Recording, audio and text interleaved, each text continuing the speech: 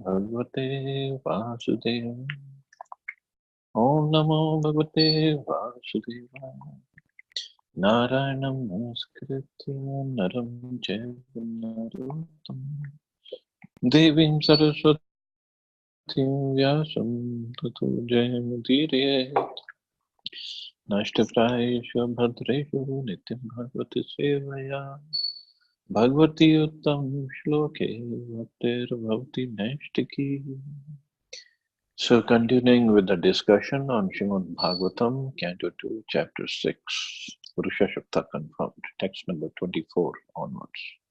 So Brahmaji is further explaining this to Narad Muni, that earlier he glorified Krishna, the universal form, and now he is talking about what did he do after he got the message of tapasya, and then he got the knowledge how to do the creation.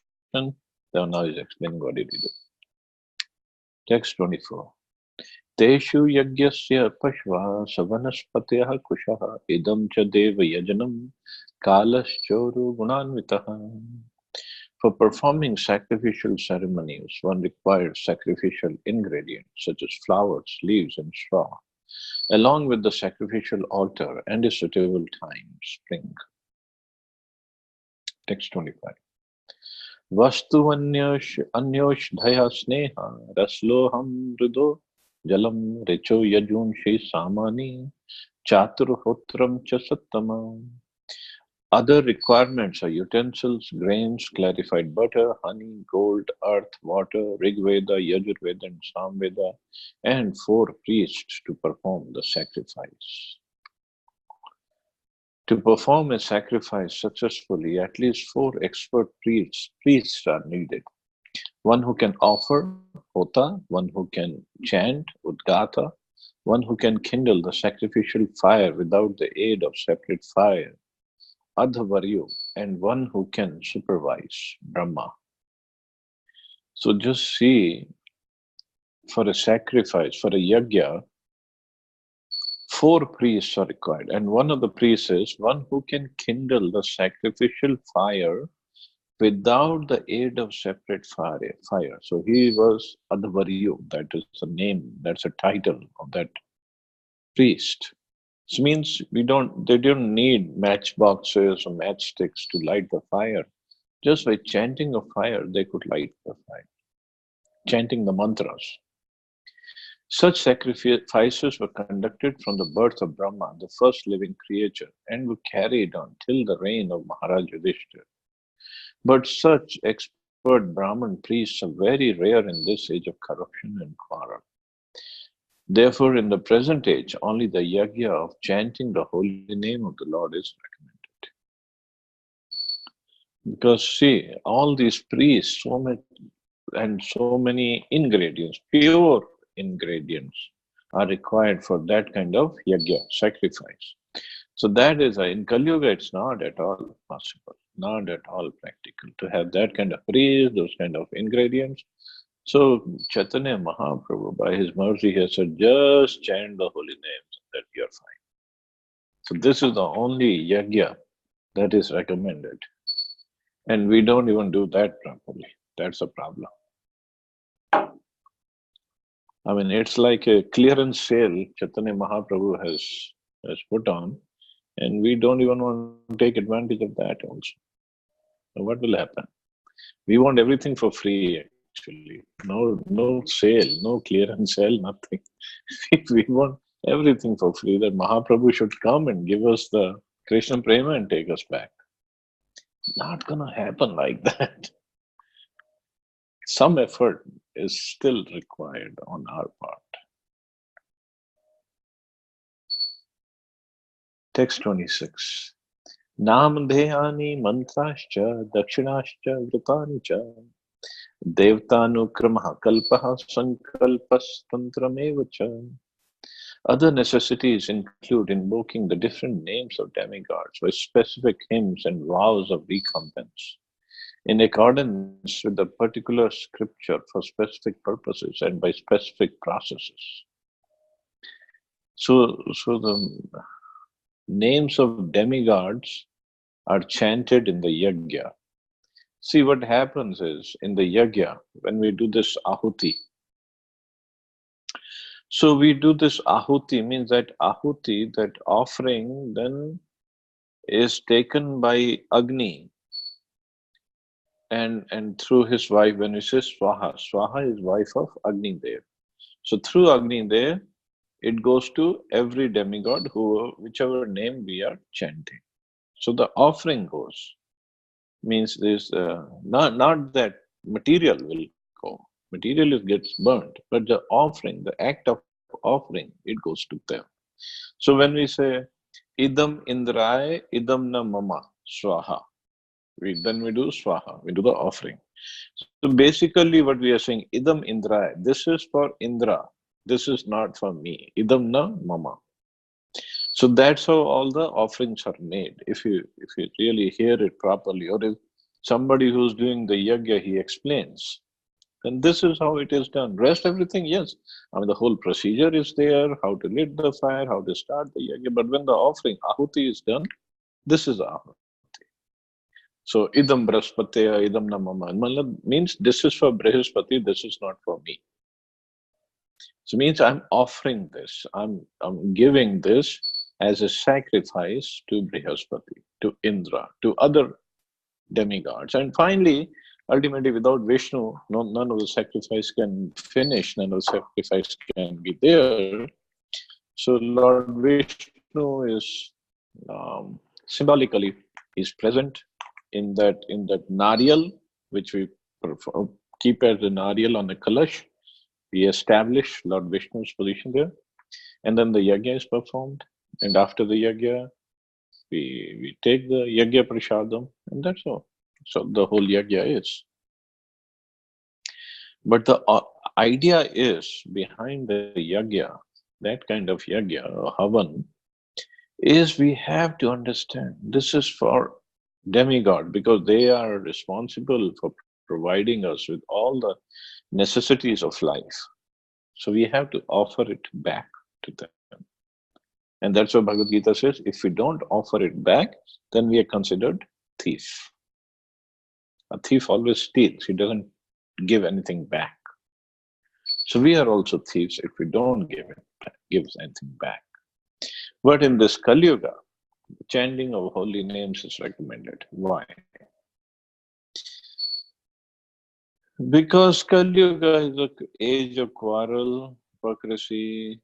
People are hypocrite. People are crying all the time. They fight all the time. They're always disturbed.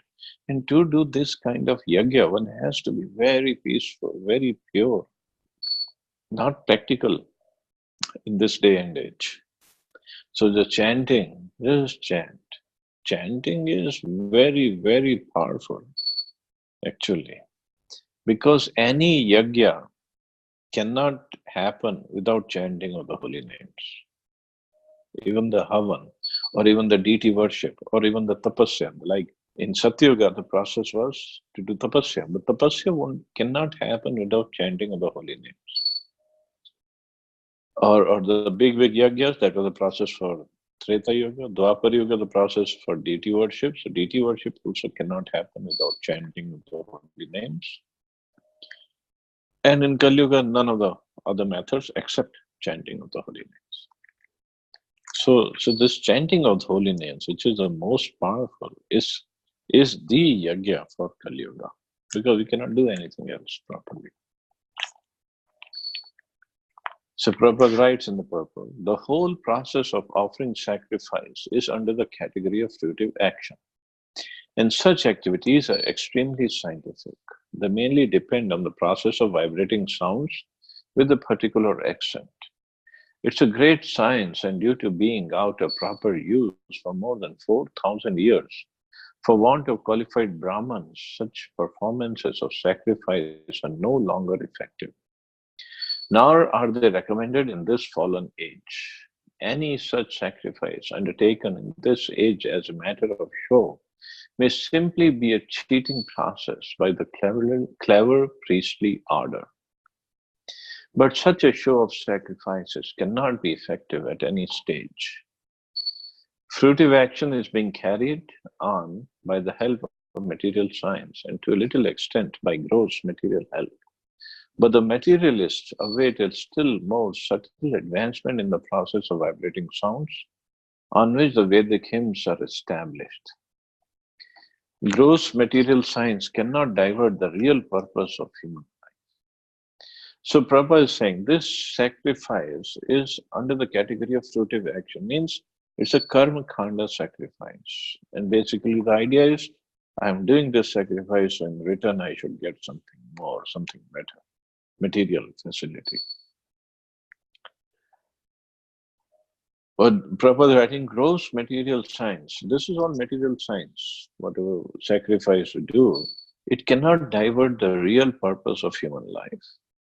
They can only increase the artificial needs of life without any solution to the problems of life. So the karma kanda process is good as long as, one wants to live, stay, remain in the material world, and he wants to remain happily living here with material opulence, so he should perform sacrifices. But those who have understood that this sacrifice also doesn't solve the problems of life, which is birth, death, old age, and disease. Therefore, the way of materialistic life leads to the wrong type of human civilization. And if you look at the sacrifice or the austerities, all the demons, all the asuras, in fact, nobody can compete with them in the austerities or the sacrifices they perform. Like Ravan or Hiranyakashipu. If you read about the austerities they performed, amazing austerities. None of the devotees have been through that kind of austerities. But the problem is the mentality. Problem is the consciousness. That doesn't change just with the austerity. Ravan, Hiranyakashipu, Kumbhakaran, or Kansa, Jarasan, they all have performed amazing types of austerities. But even after that, they would ask for something material. For as long as they're performing austerities, they forget about all kinds of sense gratification. Because those two things, they don't go together. They go ill together. So, but as soon as the austerities are finished, means they get the benediction by either Brahmaji or Shivji, then it's like full-fledged sense gratification. Because the propensity is not gone. And full-fledged, not even full-fledged, more than. They say we have to make up for the time that we lost during austerities. So we have to have more sense gratification. That's a problem with austerities or these kind of sacrifices. Although they're good, better than not doing anything, but they don't take away the propensity for enjoying materially. So that's what Prabhupada is saying. It leads this way of materialistic life leads to the wrong type of human civilization. Since the ultimate aim of life is spiritual realization, the direct way of invoking the holy name of the Lord, as mentioned above, is precisely recommended by Lord Chaitanya. And people of modern age can easily take advantage of this simple process, which is tenable for the conditions of the complicated social structure. So people should take advantage of this simple process. So this is also sacrifice. We are sacrificing our time, we are sacrificing, sometimes we also sacrifice our money, we sacrifice our efforts, energy in chanting and in propagating the holy names.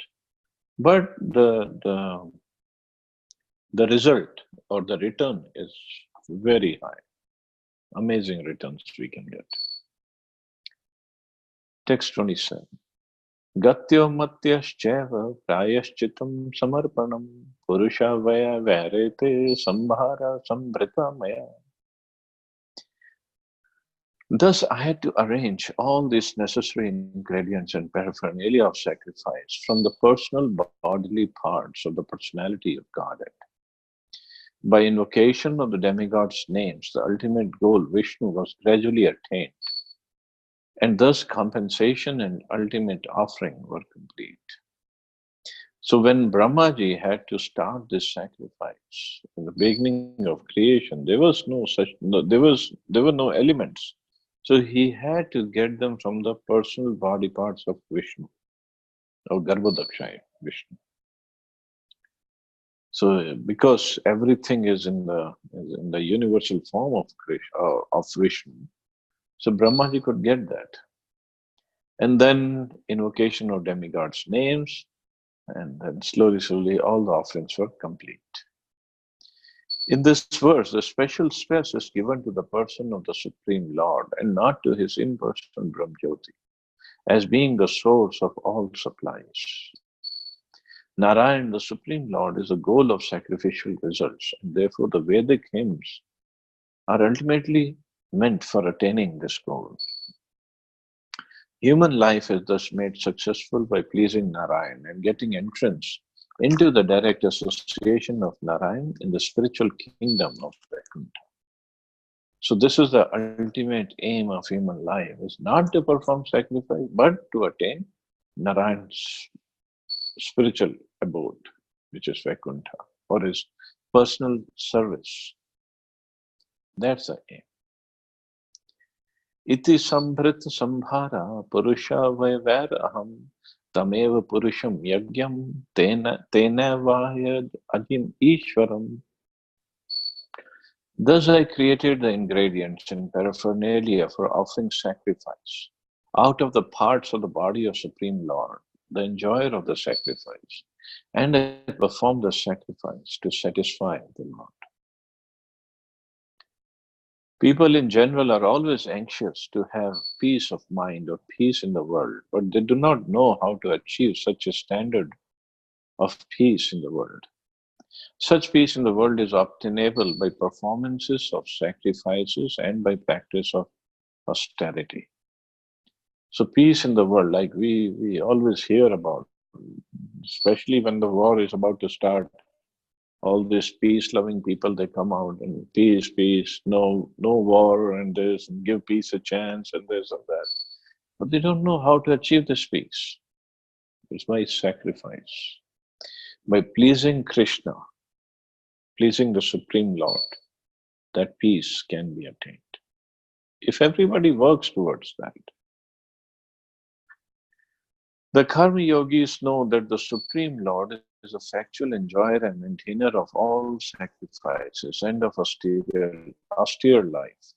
They also know that the Lord is the ultimate proprietor of all the planets and is factual friend of all living entities.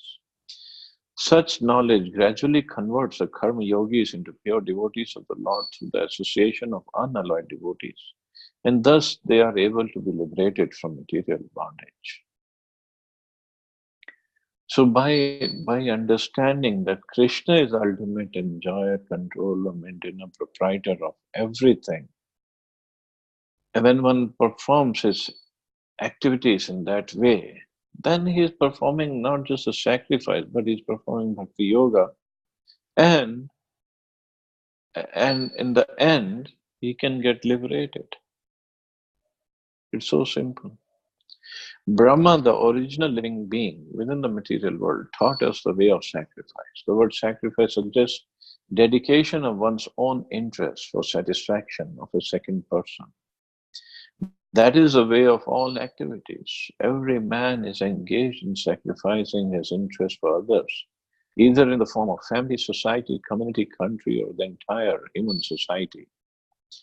But perfection of such sacrifices is attained when they are performed for the sake of the Supreme Person, the Lord. Because the Lord is a proprietor of everything, because the Lord is a friend of all living creatures, and because He is a maintainer of the performance of sacrifice, as well as the supplier of the ingredients of sacrifices. It's He only and no one else who should be satisfied by all sacrifices. So Sri Prabhupada is writing very practical thing here. So everybody is sacrificing his interests for the sake of others. Everybody does. Like we get up and we go to the work in the morning. Means we are sacrificing our rest, we are sacrificing our money, we are sacrificing our own interest for what? For the satisfaction of our family, for the satisfaction of our kids, and sometimes for satisfaction of our own mind also, because we don't want to sit at home. So might as well go to work. But we are sacrificing our bodily energy for some higher goal or somebody else. So similarly, Prabhupada is saying we sacrifice for family, for society, for community, for country, or for the entire human society. We do so much of sacrifices. But perfection is when we make that center of sacrifice or the goal of sacrifice as pleasure of Krishna. Sacrifice will be there. Devotees do get up early in the morning, they chant. And what is the chanting? Chanting is chanting of holy names, but this is what Krishna or Chaitanya Mahaprabhu has ordered. So this is for pleasure of Krishna when we chant. So if we chant with that mood, well, Krishna loves it. And now why Krishna loves when we chant his holy name? Why he likes it? Because Krishna is all pure, and so is his holy name is all pure, not different from Krishna. And Krishna knows when we chant his holy name, we will get purified. Our consciousness gets purified. Krishna is always pure. He doesn't need any more purification or any purification. It's just we need it. So he is happy when we are chanting his name and we are getting purified, and he's happy looking at that. So that's why this is called topmost sacrifice, because it's directly pleasing Krishna. And he's more happy because by chanting and by purifying ourselves, we are getting ready to go back home, back to Godhead, to enter the spiritual world. So he is very happy. And similarly, other sacrifices, when we do for Krishna's sake, whether we preach to others, whether we do book distribution, what is happening by that? We are giving others a chance to come to the constitutional position of being a servant of Krishna. We are giving others a chance to at least take a step towards Krishna. We are giving others a chance to start walking or coming back towards to Krishna, to the spiritual world. So Krishna is very pleased when we do that. So when he is pleased, this is sacrifice. This is sacrifice for his pleasure. So we are sacrificing some time of ours, some energy of ours, some money of ours to do what? To please Krishna. So this is a real sacrifice. The whole world is engaged in sacrificing energy for advancement of learning, social upliftment, economic development, and plans for total improvement of the human conditions. But no one is interested in sacrificing for the sake of the Lord, as it is advised in the Bhagavad Gita. Therefore, there is no peace in the world. If men at all want peace in the world, they must prepare sacrifice in the interest of the Supreme Proprietor and Friend of all. So then there will be real peace.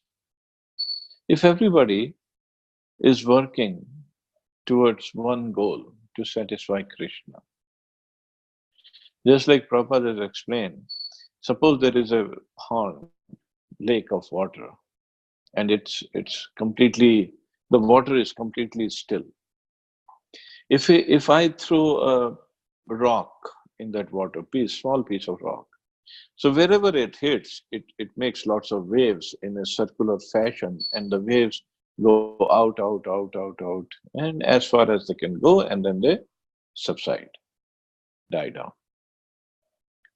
Now, if two rocks are thrown and not in concentric or not at the same spot, different spots, so both the rocks will make the waves, and when the waves of both the rocks, when they meet, there'll be lots of disturbance in the water at that location. But if both the rocks are thrown at the same spot, then the waves will be formed. There will be not disturbance of any wave because the waves will be concentric. They will be together, and they will make better waves, and there will not be any disturbance in the water. So this is how Prabhupada has explained. If you make Krishna, everybody makes Krishna as the center of their lives.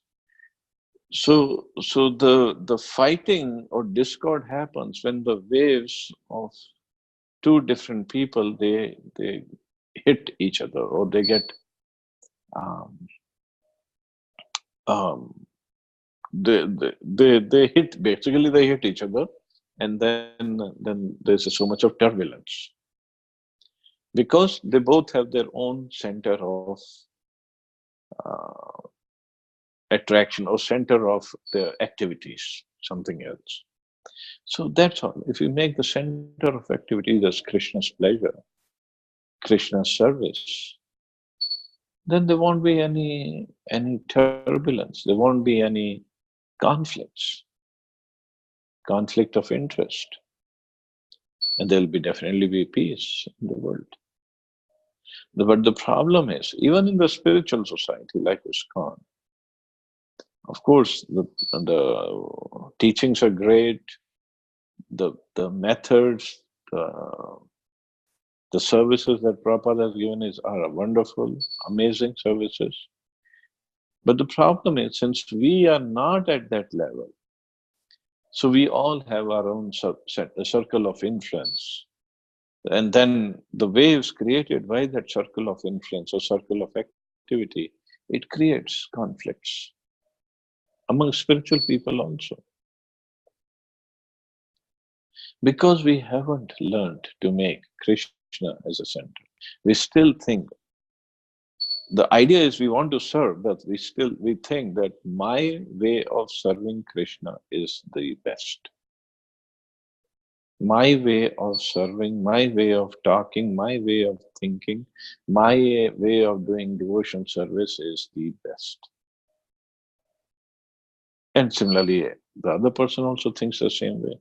So when they both have the waves, when they collide, then there'll be turbulence. And there'll definitely be turbulence. And there has been turbulences. So the idea is to give up that mind. Idea is to work together cooperatively.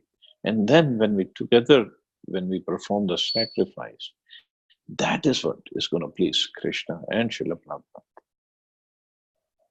That's when we can imagine that there will be peace in the world. So anyway, I'll stop here. See anybody has any question or comments.